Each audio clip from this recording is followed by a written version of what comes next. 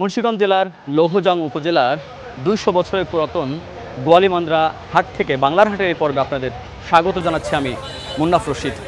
১২৭৭ বঙ্গাব্দে গোপেন্দ্রনাথ গুপ্তের বিক্রমপুরের ইতিহাস বইয়ে এই হাটের উল্লেখ ছিল। তখন এই হাটে গবাদি পশু বিক্রির একটি বড় উৎসব হতো, সেটি ঐতিহ্যও ছিল। তবে এই হাটে কালের পরিক্রমায় এখন নতুন নতুন অনেক কিছুই পাওয়া যায় এবং এই হাটের বিস্তারিত তথ্য, ঐতিহ্য, ইতিহাস আপনাদের জানাবো। চলুন আজকে পুরো বাংলার হাটে এই হাটের বিস্তারিত জানতে চাই।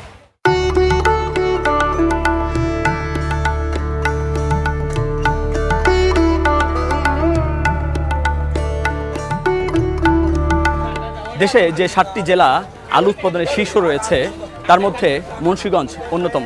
মুন্সিগঞ্জের আলুর খ্যাতি রয়েছে দেশ জোড়া।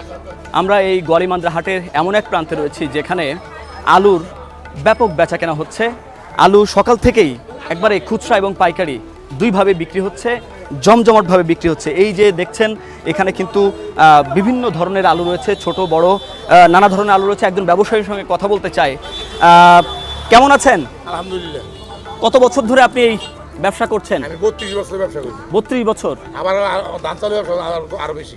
আচ্ছা, আপনার এই আলু ব্যবসা কেমন চলছে এখন? এখন ব্যবসা খারাপ আর কি, মানে বিকায় না, আলু কম বিকায়। কেন? দাম কম দেয়, এই জন্য কম বিকায়। কেন কম? কেন কম? আলু বিকায় বেশি, ব্যবসা কম। তো আজকে কত কেজি বা প্রতি হাটে আপনি কত কেজি করে বিক্রি করতে পারেন? 200 কেজি, 5000 কেজি, 1000 কেজি। তো এই আজকে কত কেজি বিক্রি করলেন? আজকে 400 কেজি। 400 কেজি বিক্রি করছেন? কত করে গেল আজকে বাজার? 2-3 মন বেশি, এক দাগ দাগে বেশি। 400 টাকা এমন, 200 টাকা এমন, 500 টাকা এমন, 800 টাকা এমন, আবার 100 টাকা এমন। এটা যে ছোট আলু, এটা কত করে মন গেল? 200, 250, 300। ছোট ছোট আলু এগুলা। আর এইগুলা এই যে 100 টাকা এমন, 200 টাকা এমন, 300 টাকা। 100 টাকা মন, 200 টাকা মন। আর এই যে পিছনে যে আলুগুলো রয়েছে 500 টাকা এমন, 600 টাকা এমন, 800 টাকা এমন। মানে এই বাজারটা কি এখন কি কম যাচ্ছে না বেশি? বাজার এখন কম যাইতেছে। কম যাইতেছে কেন? বাজার মন আলু গেরাম ভরা। আচ্ছা আচ্ছা, এই জন্য না। ওকে, ভালো থাকবেন। আলহামদুলিল্লাহ।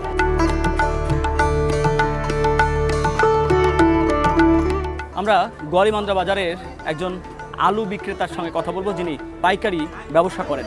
কেমন আছেন? আচ্ছা, আলহামদুলিল্লাহ। কি অবস্থা আপনার? এই যে আলু ব্যবসা কতদিন ধরে করেন আপনি? আমি পাইকারি সেল করি 25 বছর যাবত। তো আগে কেমন পাইকারি বিক্রি হতো? কত কেজি বিক্রি করতেন? এখন কেমন যায়? আগে পাইকারি বেশি দাম বিক্রি হতো, মানে বর্তমানে বাজার খুব খারাপ।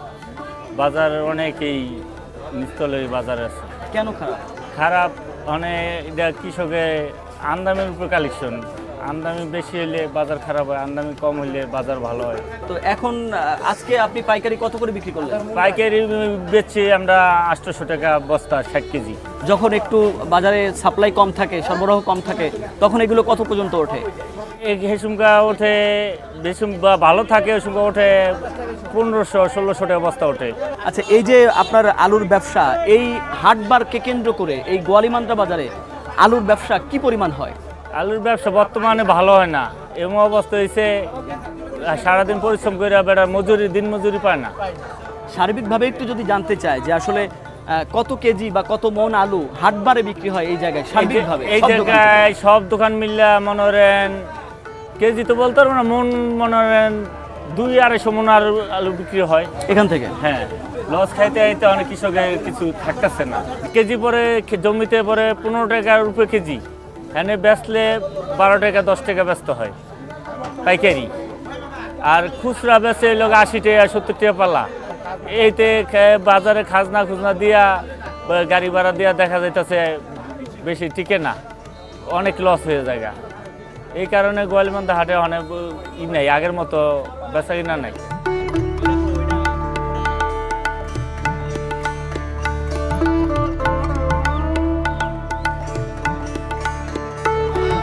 শতবর্ষী এই গোয়ালিমান্দ্রা হাটের একটি বড় বৈশিষ্ট্য হচ্ছে এখানে গ্রামের যেসব নারীরা রয়েছেন তাদের একটি উপস্থিতি রয়েছে। বেচা বিক্রি থেকে শুরু করে অর্থনৈতিক কর্মকাণ্ডে তাদের উপস্থিতি পাওয়া যায়। পাশাপাশি কিশোর কিশোরীদেরও কিন্তু আমরা এখানে দেখেছি, তারা শখের পশু পাখি এগুলো কিন্তু কেনেন এবং আমরা একটু দেখতে চাই তাদের এই ব্যবসায়িক কার্যক্রম। চলুন।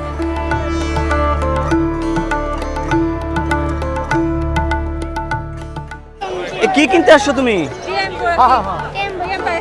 হ্যাঁ, কি কিনতে আসছে? না একটু বলেন, বাচ্চার জন্য কিনতে আসেন, ছেলের জন্য? টিম পাখি ট্যাম পাখি, এটা কি করবা? বাসায় নিয়ে খেলবো। খেলবেন? কত করে, কেমন দাম মনে হচ্ছে, দেখলেন কোনো জায়গায়? দেখলাম, হ্যাঁ 1200 বললো, 1400। জোড়া? হ্যাঁ, তুমি কি শখের জন্য পুষবা নাকি? শখের জন্য। খুব ভালো লাগে, মানে কোথায় দেখছো, কিভাবে দেখলা, জানলা যে এই পাখি পোষা যায়? মোবাইল। তো ছেলের জন্য এতগুলো টাকা দিয়ে এটা কিনে দিবেন শখের জন্য? কেন? পড়ালেখা করবো, তারপর হচ্ছে আর দুষ্টামি করবো না। আচ্ছা, এই জন্যে? আচ্ছা আচ্ছা, ওকে ঠিক আছে, ছেলের শখ পূর্ণ হবে। ওকে, অনেক ধন্যবাদ।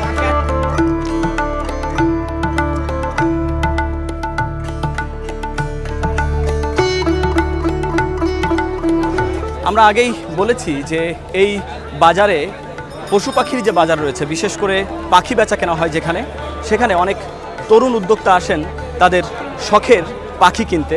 তেমনই একজনের সাথে কথা বলবো। কি অবস্থা আজকে? ভালো। কি কিনলা? কবুতর কিনছে এক জোড়া, কি কবুতর এটা? গিরিবাস। গিরিবাজ, দেখি এটা কত করে নিচ্ছে? নিচে 700 700 টাকা জোড়া। জোড়া। তো কয়টা আছে তোমার কবুতর? 10টা। 10টা? এটা সহ 10টা নাকি আর এটা সহ 12টা হবে? এটা সহ এটা নিলে 12টা। 12টা হবে। তো তুমি এটা কেন, মানে এটা বাড়িতে এত পোষো কেন? শখ। শখ, হুম, এছাড়া কিছু না? হ্যাঁ, না। তাই? পরে এটাতে বিক্রি করে তোমার লাভ হবে, তাই তো? বেচলে লাভ হয়, আর না বেচলে না। আচ্ছা,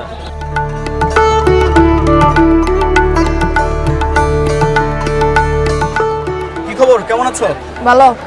আজকে কি বিক্রি করতে আসছো? কবুতর কয়টা কবুতর বিক্রি করতে আসছো? একটাই। একটাই? এইটা? জি। এটা কি কবুতর? মাদি। এটা তোমার কয়টা আছে? এটা বাসে আছে, হাপায় একটা ব্যস্ত। বাড়িতে কয়টা আছে? 10টা। 10টা? তো এটা কত করে বিক্রি করবে আজকে? এটা চাইতে 350। কত দাম বলতেছে? 250। 250? আচ্ছা, তো তুমি কত হলে ছাড়বা? 300। 300? ঠিক আছে, ভালো থাকো। হ্যাঁ, শুরুতেই বলেছিলাম যে এখানে যে পশু পাখির যে হাটটি রয়েছে সেখানে নারীদের একটি বড় ধরনের উপস্থিতি থাকে। তেমনই একজনের সঙ্গে কথা বলতে চাই, উনি কি কিনতে এসেছেন তার কাছ থেকে জানতে চাই। কি কিনতে এসেছেন? আমি হাঁস কিনতে আসছি। হাঁস কি খাওয়ার জন্য নাকি পোষার জন্য? না, আমি পোষার জন্য। পোষার জন্য? তো কি হাঁস কিনবেন আজকে? আমি হাঁস কিনবো বেলজিয়াম, তারপর চীনা হাঁস, তারপর আপনার দেশি হাঁস আছে, অনেক নানান পদের হাঁসই আছে আমাদের আচ্ছা, এখানে, আমাদের গলিমান্ডা হাটে। প্রায় এখান থেকে বিভিন্ন জিনিস হ্যাঁ, কেনেন? বিভিন্ন জিনিস কিনা হয় আমাদের। হাঁস কি এবার প্রথম কিনছেন নাকি? না না, আমি প্রায় কিনা হয়েছে, আমার পালন করা হয়েছে, বিক্রি করা হয়েছে, খাওয়া হয়েছে হাঁস। আচ্ছা আচ্ছা, ওকে ঠিক আছে, ভালো থাকবেন।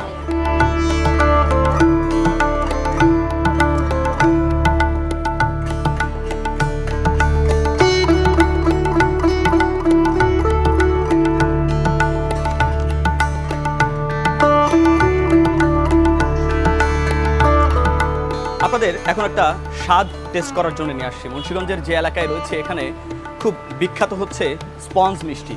এখানে স্পঞ্জ মিষ্টি সাজানো নাই এই সময়টাতে, ঠিক দুপুরের এই সময়টাতে স্পঞ্জ মিষ্টি বানানো হয়।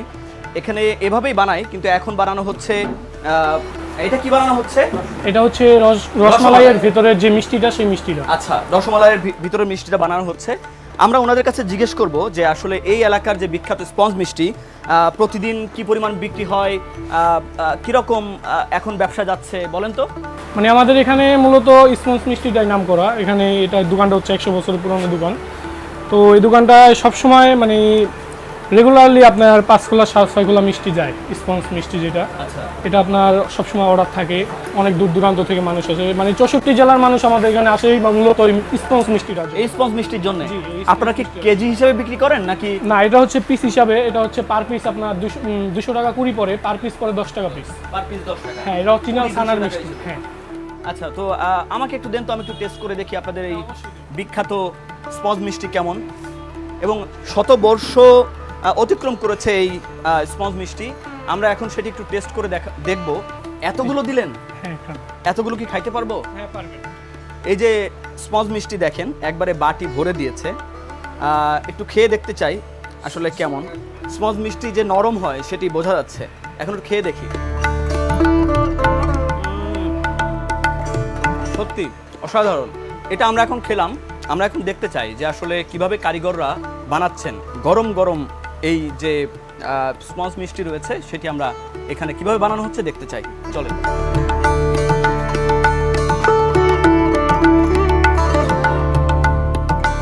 মুন্সিগঞ্জের যে এলাকায় রয়েছি এখানে স্পঞ্জ মিষ্টি তো বিখ্যাত, শতবর্ষী এই দোকানে আমরা দেখেছি যে আরও অনেক মিষ্টি বানানো হয়। এই যে এখন বানানো হচ্ছে রসমালাই, এছাড়াও এখানে লালমোহন সহ নানা ধরনের বিখ্যাত মিষ্টি বানানো হয়। তবে বাংলার হাটে এ পর্যায়ে আমরা এখান থেকে একটা বিরতি নিচ্ছি, ফিরছি কিছুক্ষণ পর।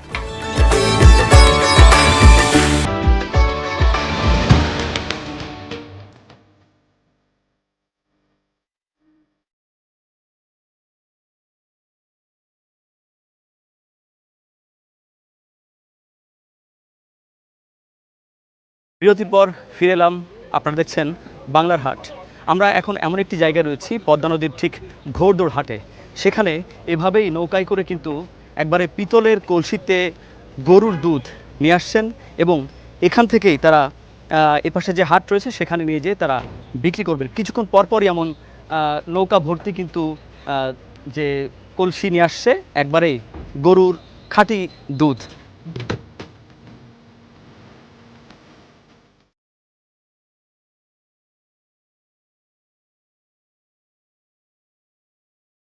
কি অবস্থা, কেমন আছেন? আলহামদুলিল্লাহ ভালো আছি। আজকে কতগুলো দুধ নিয়ে আসলেন? প্রায় 800 লিটারের মতো। 800 লিটার? এটা কি সব আপনার নাকি অনেকের আছে একসাথে নিয়ে আসছেন? তিনজন লোক আছে, বুঝছেন? আচ্ছা। তিনটা পালার। তো এখানে আপনারা কোথা থেকে নিয়ে আসেন এগুলা? এটা হলো আড়ং বাজার বলা হয়, ঠিক আছে? লোজন থানা, মুন্সিগঞ্জ জেলার ভিতরে আড়ং আর কি। তারপর বাবুরচর থেকে আসে, ওটা হলো জাজিরা থানা, শরৎপুরের থেকে আসে। তাহলে আপনাদের কেমন দামে বিক্রি করেন? কোন হাটে নিয়ে যাচ্ছেন? এখন আমাদের তো দুধের দাম কম, যেরকম 60 থেকে 40 টাকা পর্যন্ত বিক্রি আসে দাম। লিটার কত করে? ভালো মনে করেন যেটা ভালো দাম যায় প্রথম এটা 60 টাকা যায়, তার নিচে 40 টাকা পর্যন্ত আসে, কারণ ডাকের উপর নির্ভর করে তো। তার মানে আপনাদের কি এখন কি দাম কম যাচ্ছে না আপনাদের হ্যাঁ, এখন লাভ একটু লসের কম। হিসাবটা কি? আমাদের লাভ লস বলতে আমরা গরু বলে আমার যা আসে তাই লাভ। আপনার প্রতিদিন কয় লিটার হয়? এই 20-22 লিটার দুধ হয়। 22 লিটার। আজকে কয় লিটার নিয়ে আসেন? আপনার কয় লিটার? আমার আজকে 21 লিটার হয়েছে। আর বাদ বাকি সব 800 লিটার হচ্ছে বিভিন্ন মানুষের একসাথে আপনারা নিয়ে আসছেন। একসাথে করে নিয়ে আসি। ওকে, ভালো থাকবেন।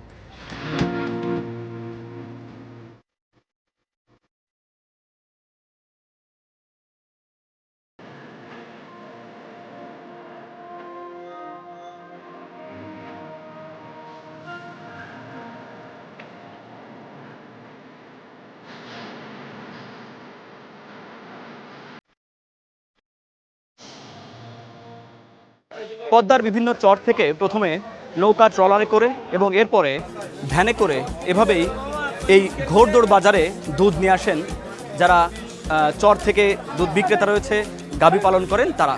এবং এভাবে এখানে নিলামে বিক্রি হয় এবং নিলামে বিক্রির পর তারপরে কিন্তু এখানে খুচরাও বিক্রি হয়।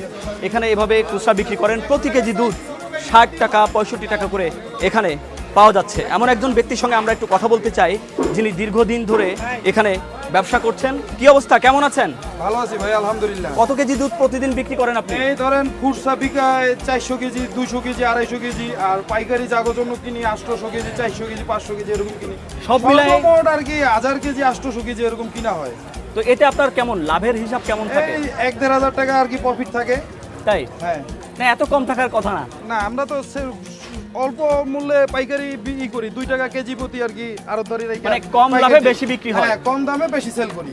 আচ্ছা, তো আপনি কতদিন ধরে এই ব্যবসার সাথে আছেন? আমার ব্যবসার বয়স অল্প কিছুদিন, 14-15 বছর। আমার দাদার কালের ব্যবসা এটা, 40-50 বছর বয়স আমার দাদাই করছে, আমার বাবাই করছে। তার মানে আপনাদের প্রায় 50-60 বছর ধরে এই ব্যবসা? হ্যাঁ, 50 বছরের উপরে অধিক চলছে যে এই ব্যবসার বয়স। আচ্ছা, তো আপনার কি মনে হয় এই যে দুধ এখানে এখন আগে বেশি বিক্রি হতো না এখন বেশি বিক্রি হয়, কি অবস্থা? এখন বর্তমানে একটু বাড়তি, যেরকম আগে একটু কম চলছে, এখন এই দুধ দিয়ে অনেক কিছুই চলতেছে। আইসক্রিম এগুলো তো আগে ছিল না, এখন দুধ দিয়ে অরিজিনাল আইসক্রিম তৈরি হইতেছে, দই, রসমালাই, মিষ্টি এগুলো তো আগেও চলছে, কিন্তু এখন বাড়ছে আরো বেচাকেনিটা। এই জন্য দুধ দিয়ে অনেক কিছুই বেশি হইতেছে, এই কারণে দুধও বেশি আসতেছে। প্রতিদিন 80 কলস 90 কলস দুধ আসে। আবার যখন বর্ষাকাল তখন দুধের কমে যাবো ঘাস চারোধারে ঘাস তলায় যাবো পানিতে। তার মানে এই যে আপনারা এখন বিক্রি করেন, এখন দামটা কি কম যাচ্ছে বাজারে? হ্যাঁ, এখন বর্তমান বাজার অনেক কম যাচ্ছে, অনেক কম যাচ্ছে। আজকে 60 টাকা কেজি খুচরা বিক্রি করতেছি।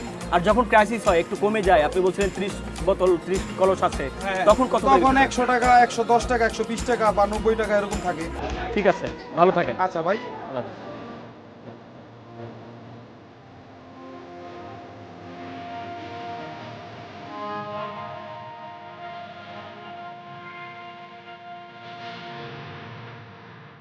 কি অবস্থা, কেমন আছেন? আলহামদুলিল্লাহ ভালো আছেন? আপনার কি আজকে নিলাম হবে না? জি ইনশাল্লাহ হবে। কেমন নিলামের নিয়ম কি বলেন তো একটু? নিয়ামের নিলাম হলো এটা ডাক হয় ভাই, ডাকের ভিতরে যায় 1 টাকা বেশি করবো, হ্যাঁ বিটটা পাইবো। ইচ্ছা করলে 1 কলস নিতে পারবো, হ্যাঁ, আবার ইচ্ছা করলে সব দুধ নিতে পারবো। প্রত্যেকটা কলসের জন্য কি ডাক হয়? হ্যাঁ, প্রত্যেকটা কলসের জন্য ডাক হয়।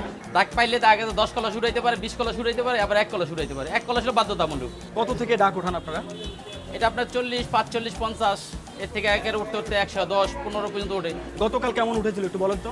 গতকালকে প্রথম মাথা গেছিল 61 টাকা, পরে আস্তে আস্তে নামে আইছে 40 টাকা। ঘোড়া এক একটায় কয় কেজি দুধ আছে? এটি আপনার 20 কেজি, 25 কেজি, 30 কেজি প্রত্যেকটা কলসে লেখা আছে। পরে আজকে কতগুলো এসেছে আপনারা হিসাব করেছেন?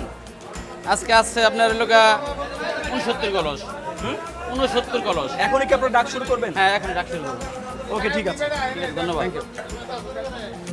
এই 50 টাকা হচ্ছে, 50, 50, 50, 1 টাকা, 1.50, 5 টাকা।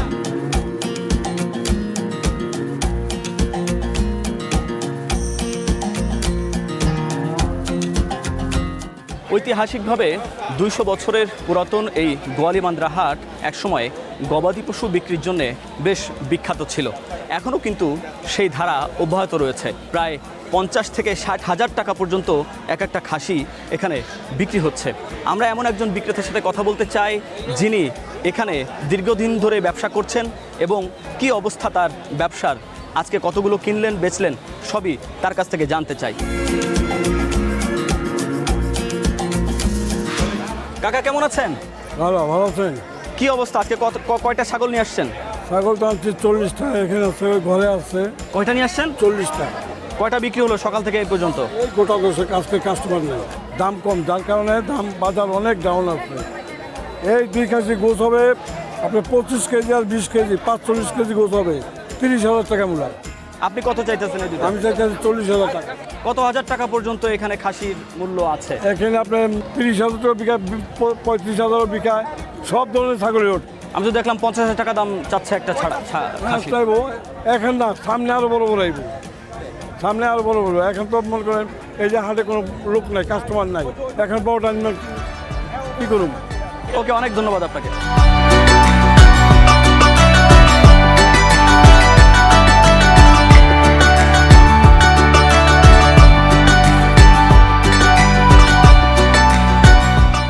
মুন্সিগঞ্জের ঐতিহ্যবাহী কাঠের তৈরি বাড়ির হাটে রয়েছে। এই বাড়িগুলো একসময় জমিদার এবং বড় বড় ব্যবসায়ীরা ব্যবহার করতেন। তখন শুধু এই বাড়িগুলো টেকসইয়ের জন্যে নয়, বরং এই বাড়িগুলো সামাজিক ঐতিহ্য বহন করত এবং এখনও এই বাড়িগুলোর প্রচলন রয়েছে। বিশেষ করে নদীমাতৃক এলাকাগুলোতে এর প্রচলন বেশি, কেননা এই বাড়িগুলো এক জায়গা থেকে আরেক জায়গায় খুব সহজেই স্থানান্তর করা যায়। আমরা এই এলাকায় রয়েছি, এই ঐতিহাসিক বাড়ির বিস্তারিত জানাবো আপনাদের।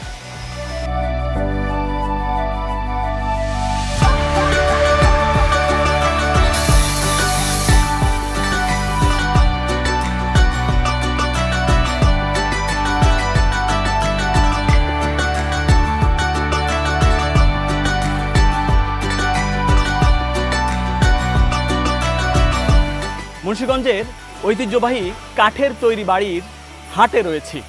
মূলত এই বাড়িগুলো একসময় জমিদার এবং বড় বড় ব্যবসায়ীরা ব্যবহার করতেন। তখন এই বাড়িগুলো শুধু টেকসইয়ের জন্য না, বরং সামাজিক অবস্থান প্রকাশ করত।